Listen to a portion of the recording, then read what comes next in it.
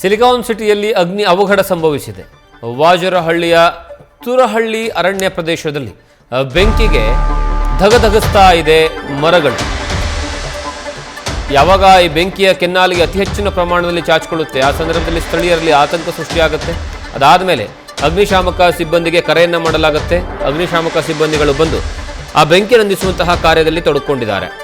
ಬಹಳಷ್ಟು ದೊಡ್ಡ ಪ್ರಮಾಣದಲ್ಲಿ ಬೆಂಕಿ ಆವರಿಸಿಕೊಂಡಿರುವಂತಹ ಕಾರಣಕ್ಕಾಗಿ ಅಲ್ಲಿ ಆ ಕಾಡ್ಗಿಚ್ಚು ಯಾವ ರೀತಿಯಾಗಿದೆ ಅಂದರೆ ನೀವು ನೋಡಿದ್ರೆ ಗೊತ್ತಾಗುತ್ತೆ. ನೋಡಿ ಯಾವ ರೀತಿಯಾಗಿ ಆ ದೃಶ್ಯಾವಳಿಗಳು ಕಾಣಿಸ್ತಾ ಇದೆ ಅಂತ. ಆ ತುರಹಳ್ಳಿ ಅರಣ್ಯ ಪ್ರದೇಶ ಏನಿದೆ, ತುರಹಳ್ಳಿ ಅರಣ್ಯ ಪ್ರದೇಶದ ವ್ಯಾಪ್ತಿಯಲ್ಲಿ ನಡೆದಿರುವಂತಹ ಘಟನೆ ಇದು. ಸಂಜೆ ಹೊತ್ತಿಗೆ ನಡೆಯುತ್ತೆ. ಅದಾದ್ಮೇಲೆ ಬೆಂಕಿಯ ಕೆನ್ನಾಲಿಗೆ ಕ್ಷಣ ಕ್ಷಣಕ್ಕೂ ಸಹ ಏರಿಕೆ ಆಗುವಂತಹ ಕೆಲಸ ಆಗುತ್ತೆ. ಬೇರೆ ಬೇರೆ ಕಡೆಗೆ ಚಾಚಿಕೊಳ್ಳುತ್ತೆ. ಮೊದಲೇ ಬೇಸಿಗೆ ಕಾಲ, ಪೂರ್ತಿಯಾಗಿ ಮರಗಳು ಒಣಗೋಗಿರ್ತವೆ. ಅದಾದ ಮೇಲೆ ಕೆಳಗಡೆ ಹುಲ್ಲು ಸಹ ಒಣಗೋಗಿರುತ್ತೆ, ಎಲೆಗಳು ಬಿದ್ದಿರ್ತವೆ. ಈ ಎಲ್ಲ ಕಾರಣಗಳಿಗಾಗಿ ಹೆಚ್ಚಿನ ಪ್ರಮಾಣದಲ್ಲಿ ಈ ಬೆಂಕಿಯ ಕೆನ್ನಾಲಿಗೆ ಚಾಚಿಕೊಳ್ಳೋದಕ್ಕೆ ಅಲ್ಲಿ ಕಾರಣ ಆಗುತ್ತೆ. ಆದರೆ ಬೆಂಕಿ ಯಾವ ಕಾರಣಕ್ಕಾಗಿ ಬಿತ್ತು, ಬೆಂಕಿಯನ್ನು ಹಚ್ಚಿದವರು ಯಾರು, ಯಾವ ಕಾರಣಕ್ಕಾಗಿ ಆ ಬೆಂಕಿಯ ಕಿಡಿ ಆ ಒಂದು ಫಾರೆಸ್ಟ್ನಲ್ಲಿ ಚಾಚಿಕೊಳ್ತು, ಇದೆಲ್ಲದರ ಬಗ್ಗೆಯೂ ಸಹ ಇನ್ನೂವರೆಗೂ ಮಾಹಿತಿ ಬಂದಿಲ್ಲ. ಆದರೆ ಯಾವಾಗ ಈ ಬೆಂಕಿ ತಗುಲುತ್ತೆ, ಬೆಂಕಿ ತಗುಲಿದ ತಕ್ಷಣವೇ ಅಲ್ಲಿ ಅಗ್ನಿಶಾಮಕ ಸಿಬ್ಬಂದಿಗಳು ಬರ್ತಾರೆ, ಬೆಂಕಿ ನಂದಿಸುವಂತಹ ಕಾರ್ಯದಲ್ಲಿ ತೊಡಗಿಕೊಂಡಿದ್ದಾರೆ. ನೀವು ಆ ದೃಶ್ಯಾವಳಿಗಳನ್ನು ನೋಡ್ತಾ ಇದ್ದೀರಾ. ಇದು ತುರಹಳ್ಳಿ ಫಾರೆಸ್ಟ್ನಲ್ಲಿ ನಡೆದಿರುವಂತಹ ಘಟನೆ. ವಾಜರಹಳ್ಳಿಯ ತುರಹಳ್ಳಿ ಅರಣ್ಯಲ್ಲಿ ಬೆಂಕಿ ಅವಘಡ ಸಂಭವಿಸಿದೆ.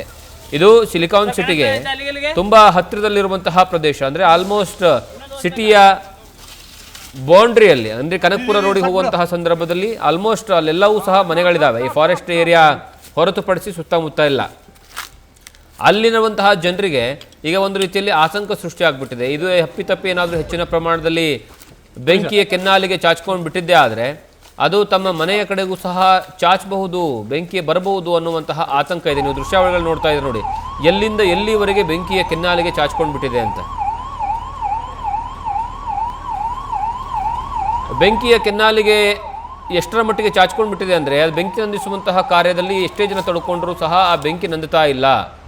ನೀವಲ್ಲಿ ನೋಡ್ತಾ ಇದ್ದೀರಾ, ಒಂದು ಕಡೆಗೆ ಅಗ್ನಿಶಾಮಕ ಸಿಬ್ಬಂದಿ, ಸ್ಥಳೀಯರು ಎಲ್ಲರೂ ಸಹ ಆ ಬೆಂಕಿ ನಂದಿಸುವಂತಹ ಕಾರ್ಯದಲ್ಲಿ ತೊಡ್ಕೊಂಡಿದ್ದಾರೆ.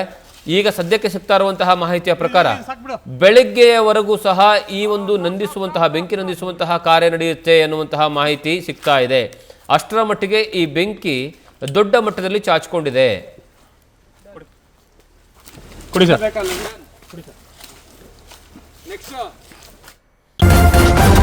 ನ್ಯೂಸ್ ಫಸ್ಟ್, ನಿರ್ಭೀತಿಯಿಂದ ನಿಮ್ಮ ಪರವಾಗಿ.